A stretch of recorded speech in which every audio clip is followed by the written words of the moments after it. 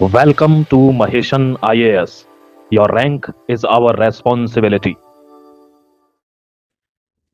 जय हिंद दोस्तों। जिनकी अपनी भाषा नहीं होती, जिनकी अपनी संस्कृति नहीं होती, जिनका अपना इतिहास नहीं होता, उनको कभी भी कोई भी लताड़ सकता है। वस्तुतः इनका कोई आत्मसम्मान नहीं होता। दोस्तों, मेरे सामने आप ये दो तस्वीर देख रहे होंगे, दो आप स्लाइड देख रहे होंगे। यहाँ पे इमैनुअल मैक्रोन ने एक ट्वीट किया है और इस तस्वीर में आपको देखने को मिलेंगे चार्ल्स, किंग चार्ल्स देखने को मिलेंगे और एक तरफ यहाँ पे जो है ब्रिटेन की क्वीन है। आज मैं आपको दो खबरें बताने वाला हूं और दोनों खबर जो है इतिहास समझने में आपको काफी मदद करेगा। ये दोनों खबर जो है आपको बताने में मदद करेगा कि जिनका अपना इतिहास नहीं होता, संस्कृति नहीं होती, भाषा नहीं होता, उनका कोई आत्मसम्मान भी नहीं होता। दोस्तों, होता क्या है इसको आप समझ लीजिए। पहले न्यूज को कवर करते हैं, फिर दूसरे न्यूज पे जाएंगे।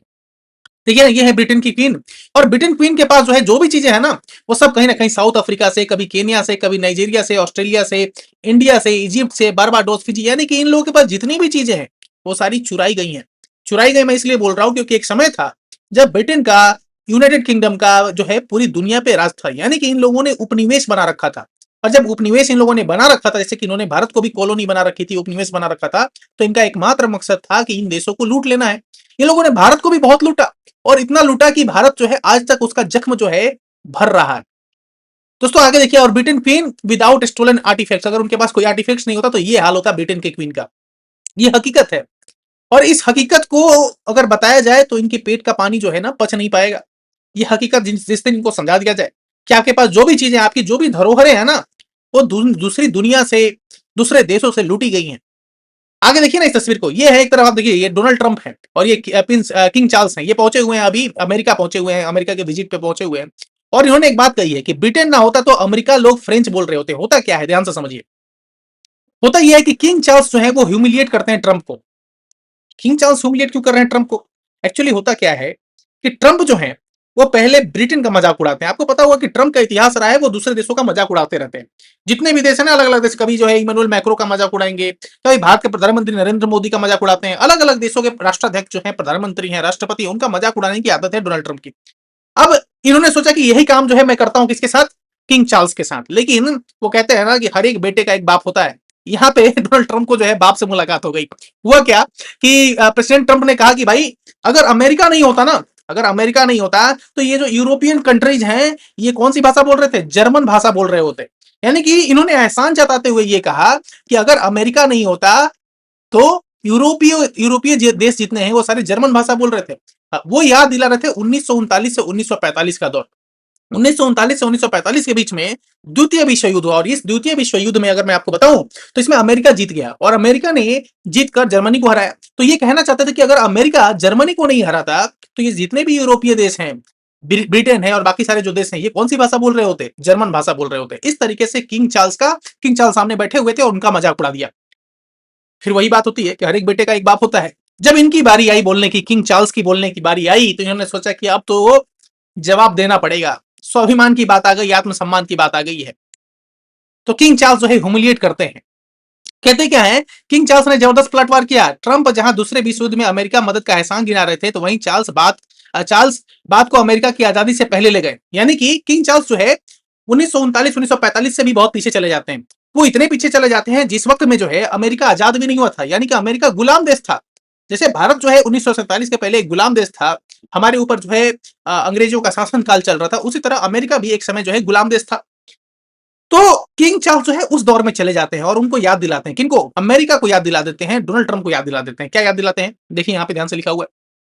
1754 से 1763 के फ्रेंच इंडियन युद्ध, यानी कि एंग्लो इंडियन वॉर होता है 1754 से लेके 1763, इसको 7 इयर्स वॉर भी कहते हैं, यानी कि सप्तवर्षीय युद्ध। इसमें ब्रिटेन जो है फ्रांस को हराकर उत्तरी अमेरिका में उनका प्रभाव खत्म कर देता है। यानी कि द्वितीय विश्व युद्ध 1754 से 1763 के बीच में 7 इयर्स वॉर में कौन हराता है? जो ब्रिटेन जो है वो हराता है किसको? फ्रांस को। तो अगर कह रहे हैं कौन, किंग चार्ल्स, कि अगर ब्रिटेन वह युद्ध ना जीतता तो आज अमेरिका की संस्कृति और भाषा फ्रेंच होती। इसको कहते हैं ना ईंट का जवाब पत्थर से देना। दोस्तों, भारत के भी प्रधानमंत्री हो, भारत के भी जितने नेता है ना, चाहे हमारे रक्षा मंत्री हो, गृह मंत्री हो, विदेश मंत्री हो, जितने भी मंत्री हैं हमारे, जितने भी अधिकारीगण जो यूएनओ से लेकर जितने भी इंटरनेशनल ऑर्गेनाइजेशन में बैठे हुए हैं, उन सबको भी चाहिए कि ऐसे ही जवाब दे जिस तरीके से किंग चार्ल्स ने जो है जबरदस्त पलटवार किया है। कहते हैं कि अगर ब्रिटेन वह युद्ध ना जीतता तो आज अमेरिका की संस्कृति और भाषा फ्रेंच होती। यानी कि जिस तुमने ईंट फेंका तो मैंने जो है पत्थर फेंका। ब्रिटेन ने भारी खर्च करके अमेरिका कॉलोनियों को फ्रेंच कब्जे से बचाया। यानी कि ब्रिटेन की मदद की वजह से ही अमेरिका जो है आजाद हो पाया, अमेरिका जो है वो फ्रेंच से बच पाया। ये कहना है किसका? ब्रिटेन के, किसका? ब्रिटेन के राजा का, किंग चार्ल्स का। इसी युद्ध के कर्ज को चुकाने के लिए ब्रिटेन ने टैक्स बढ़ाई, जिससे अमेरिका जनता ने असंतोष फैला और आजादी की क्रांति शुरू हुई। कुछ साल बाद जाके अमेरिका आजाद देश बन गया। यानी कि उस समय ऐसा दौर था जब अमेरिका गुलाम हुआ करता था। और जिस तरीके से पैसे खर्च किए ब्रिटेन ने, और ब्रिटेन ने पैसे जब खर्च किए इन लोगों पर, तो और उसकी वसूली के लिए जब इन्होंने टैक्स बढ़ाया तो अमेरिकी लोगों ने क्रांति कर दी, और उसी को बोलते हैं अमेरिकन रिवोल्यूशन, यानी कि अमेरिकी क्रांति। और फिर उसके बाद से सिविल वॉर होता है अमेरिका में और देश आजाद हो जाता है। उसकी कहानी अलग है जो कि हम लोग वर्ल्ड हिस्ट्री में पढ़ते हैं। ये दूसरी तस्वीर है। ये दूसरी तस्वीर मैंने क्यों लगाया है इसको भी आप ध्यान से समझिए। ये दूसरी तस्वीर लगाने का भी एक मकसद है। इनको आप जानते होंगे, जोहरान ममदानी जो है काफी न्यूज में रहते हैं, काफी सुर्खियों में रहते हैं। क्यों? क्योंकि ये भारतीय मूल के व्यक्ति हैं और न्यूयॉर्क में जाके इन्होंने जो है भारत का एक तरीके से झंडा गाड़ दिया है। भारतीय मूल का व्यक्ति जो न्यूयॉर्क में जाता है और वहां पे जो है चुनाव लड़ता है और जीत भी जाता है। कल इनसे पूछा गया कि जो है आप जो है किंग चार्ल्स से मिलने वाले हैं, तो किंग चार्ल्स से जब आप मिलेंगे तो उनसे क्या मांग करेंगे, उनसे क्या आप बात करेंगे? तो इन्होंने कहा, क्या कहा इन्होंने, कि किंग चार्ल्स से अगर बातचीत होती है तो उनसे कोहिनूर लौटाने को कहूंगा। अब ये कोहिनूर है क्या? आप जानते होंगे कि ये भारत, हम लोग बोलते हैं कि भारत का कोहिनूर है, लेकिन भारत का जो कोहिनूर है ना वो भारत के पास है नहीं। तो ये फिर है कहां? ये है ब्रिटेन में। इसीलिए जोहरान ममदानी कहते हैं कि अगर किंग चार्ल्स से मेरी बातचीत होती है तो मैं कोहिनूर लौटाने के लिए बोलूंगा। आपको मैं बताते जाऊं कि भारत की जितनी भी संपदा थी, जितनी भी हमारे धरोहरें थी, जितनी भी हमारी अनमोल चीजें थी, इन सबको ये लोग लूट कर लेके चले गए। 1947 में भारत आजाद होता है, भारत को आजादी मिलती है, लेकिन भारत के पास कुछ रहता नहीं, क्योंकि इन लोगों ने हर तरीके से भारत को लूट लिया था। सब कुछ लेके चले गए थे भारत से। और उसमें एक और हमारा बेस कीमती जो था वो था कोहिनूर डायमंड। इसके बारे में आपको बताता हूं, ध्यान से समझिए कोहिनूर डायमंड के बारे में। भारत के प्रधानमंत्री को भी चाहिए, आए समय समय पर ये मांग उठती है कि कोहिनूर को भारत में लाया जाए। ठीक है, ये है कोहिनूर। और Kohinoor diamond stolen from a 10 year old Sikh king, इस तरीके से जो है कहानी चलती है। अब ये 10 ईयर ओल्ड सिख किंग की कहानी क्या है ये समझिए। बात आती है 14 सेंचुरी से ये कहानी की शुरुआत होती है। 14 सेंचुरी में सबसे पहले कोहिनूर को जो है हम लोग जानते हैं, और ये कहां पे मिलता है? आंध्र प्रदेश से इसकी कहानी शुरू होती है कोहिनूर की। और आंध्र प्रदेश के बाद जो है ये जाता है काकतीय डायनेस्टी। काकतीय जो है एक रूलर्स होते हैं, जैसे आपने अलग अलग वंशज का नाम सुना होगा, अलग अलग वंश डायनेस्टी का नाम सुना होगा। वहीं पे जो है काकतीय डायनेस्टी रूल करती थी। काकतीय डायनेस्टी के पास जो है ये पहुंचता है कोहिनूर डायमंड। और कोहिनूर डायमंड काकतीय डायनेस्टी के बाद किसके पहुंच जाता है? दिल्ली सल्तनत। दिल्ली सल्तनत कब से शुरू होता है? 1206 से लेकर 1526 तक दिल्ली सल्तनत चलता है। उसमें अलग अलग डायनेस्टी आते हैं, स्लेव डायनेस्टी, खिलजी, तुगलक, सैयद, लोधी, अलग अलग जो है वंशज होते हैं। तो दिल्ली सल्तनत के पास ये जो है हमारा कौन सा रहता है? कोहिनूर डायमंड रहता है। उसके बाद से बाबर आता है, और बाबर के साथ आपको पता है कि 1526 में पानीपत का युद्ध होता है, और बाबर जो है इब्राहिम लोदी को हरा देता है। तो यानी कि बाबर जो है 1526 में जिक्र करता है कोहिनूर डायमंड के पास, कोहिनूर डायमंड के बारे में। फिर नादिर शाह के पास जाता है। नादिर शाह कहां करता है? पर्शिया का रहता है। और ये भारत पर आक्रमण करता है, और भारत पर आक्रमण करने के बाद ये ले जाता है क्या? कोहिनूर डायमंड। फिर ये चला जाता है नादिर शाह के पास से कहां पे? अहमद शाह दुरानी के पास। अहमद शाह दुरानी कौन था? तो दुरानी एम्पायर का फाउंडर था, दुरानी एम्पायर को चलाने वाला था अहमद शाह दुरानी। उसके पास पहुंच जाता है कोहिनूर डायमंड। यानी कि जो कोहिनूर डायमंड है एक जगह रहता नहीं। वो कहता है ना कि जो बेसकीमती चीजें होती है ना वो अपना जगह बदलते रहती हैं। क्यों? क्योंकि उस पर सबकी नजर होती है दोस्तों। और कोहिनूर डायमंड की जो पॉपुलैरिटी थी, जो उसकी एक तरीके से मतलब वो विश्व विख्यात था, हर कोई जानता था कोहिनूर डायमंड के बारे में, और हर कोई चाहता था कि कोहिनूर डायमंड जो है उनके पास हो। और नादिर शाह के मृत्यु के बाद उसको मार दिया जाता है, और फिर अहमद शाह दुरानी के पास जाता है। अहमद शाह दुरानी के पास ये पहुंच जाता है रंजीत सिंह के पास। रंजीत सिंह पंजाब एम्पायर के जो है बहुत बड़े रूलर थे, और रंजीत सिंह के पास से ही ये पहुंच जाता है ब्रिटिशर्स के पास। यानी कि एंग्लो सिख वॉर होता है, सिखों के बीच में, ब्रिटिशर्स के बीच में लड़ाई होती है, सिख हार जाते हैं, और हारने के बाद उनसे जो है डायमंड छीन लिया जाता है, कोहिनूर डायमंड ले लिया जाता है, और ये चल जाता है ब्रिटेन। अब ब्रिटेन में ये कहां पे है? तो ब्रिटेन में इसको जो है कोहिनूर डायमंड जो है वो क्वीन विक्टोरिया को लॉर्ड डलहौजी आप जानते होंगे कि जब हमारा देश गुलाम रहता है उस समय अलग अलग वाइसरॉय रहते हैं हमारे देश के, गवर्नर जनरल वाइसरॉय, आपने नाम सुन रखा होगा। उसी में एक व्यक्ति था जिसका नाम था लॉर्ड डलहौजी। लॉर्ड डलहौजी क्या करता है? गिफ्ट के रूप में दे देता है किसको? क्वीन एलिजाबेथ को, क्वीन विक्टोरिया को, माफ करना, क्वीन विक्टोरिया को दे देता है।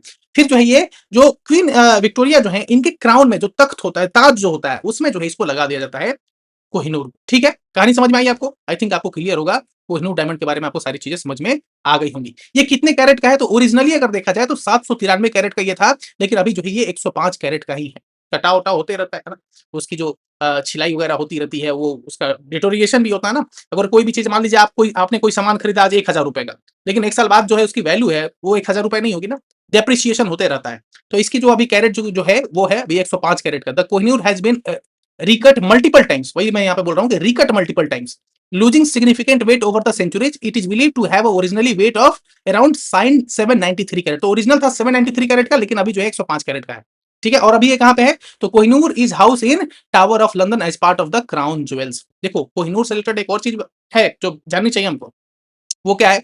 वो ये है कि कोहिनूर जो है उसको कर्स बोलते हैं। कर्स मतलब कोहिनूर डायमंड जिसके पास भी गया है उसकी बुरे टाइम शुरू हो गए हैं, यानी कि इसको अच्छा नहीं माना जाता, इसको लक लक नहीं माना जाता। मतलब ये लक का साइन नहीं है, ये आपके पास आएगा तो आपके बुरे टाइम शुरू हो जाएंगे, आपका बुरा दिन शुरू हो जाएगा। इसीलिए जो तख्त में था, किसके तख्त में था? शाहजहां के तख्त में था। नादिर शाह, जितने भी लोग थे ना जिनके पास भी ये पहुंचा उनकी मृत्यु हो गई। क्वीन एलिजाबेथ के पास, विक्टोरिया के पास पहुंचा तो उनके साथ भी घटना हो गई, और फिर बाद में जो है इसको म्यूजियम में रख लिया गया, फिर जो है इसको कोई पहनता नहीं है। ठीक है, अब आपको जो है यहाँ पे मैं ये क्वेश्चन पूछ रखा है, आपको जो है इसका जवाब देना है। और क्वेश्चन क्या है? क्वेश्चन है कि Maharaja Ranjit Singh got famous Kohinoor diamond from Shah Shuja, Zaman Shah, दोस्त मोहम्मद और शेर अली। दोस्तों, आज का ये वीडियो आपको कैसा लगा जरूर बताइएगा। दोस्तों, ये एक नया प्रयास है इस तरीके से वीडियो बनाने का, और इस तरीके से अगर वीडियो बनाया जाए तो आपको जो है आपको कैसा लगेगा, अपना पॉइंट ऑफ व्यू जरूर लिखें। इस तरीके से भी वीडियो हम लोग बनाकर जो है चैनल पर अपलोड करेंगे, ताकि जो है आपको टाइम टाइम पे जल्दी जल्दी वीडियो जो है पहुंच सके, क्योंकि स्टूडियो में पहुंचकर वीडियो बनाने में थोड़ा वक्त लग जाता है। और ऐसे जो है मैं यहाँ पे अपने सिस्टम पे जो है अपने लैपटॉप पे जो है पूरे कैमरे के साथ जो है यहाँ पे रिकॉर्ड करके जो है आपको मैं डेली जो है टाइम टू टाइम जो है वीडियो अपलोड कर दूंगा, ताकि आपके पास जल्दी से जल्दी जो है खबर पहुंच जाए और आप जो है उसकी जानकारी ले पाए। तो वीडियो कैसा लगा आप कमेंट में जरूर बताइएगा। और चूंकि कैमरा इसका इधर भी है तो मुझे समझ में नहीं आ रहा मैं किधर देखूं, चूंकि पहली बार ये वीडियो मैं इस तरीके से बना रहा हूं। तो आज का ये वीडियो जाता है, उसके बाद आप सबके रेस्पॉन्स अकॉर्डिंग अगले वीडियो में जो है चेंज करूंगा, और मुझे समझ में आएगा कि भाई मुझे किधर देखना है ना। तो चूंकि यहाँ का सेटअप और स्टूडियो का सेटअप दोनों का अलग अलग है, तो अगले वीडियो में मैं कोशिश करूंगा कि और बेहतरीन तरीके से जो है इस तरीके से मैं वीडियो बना सकूं।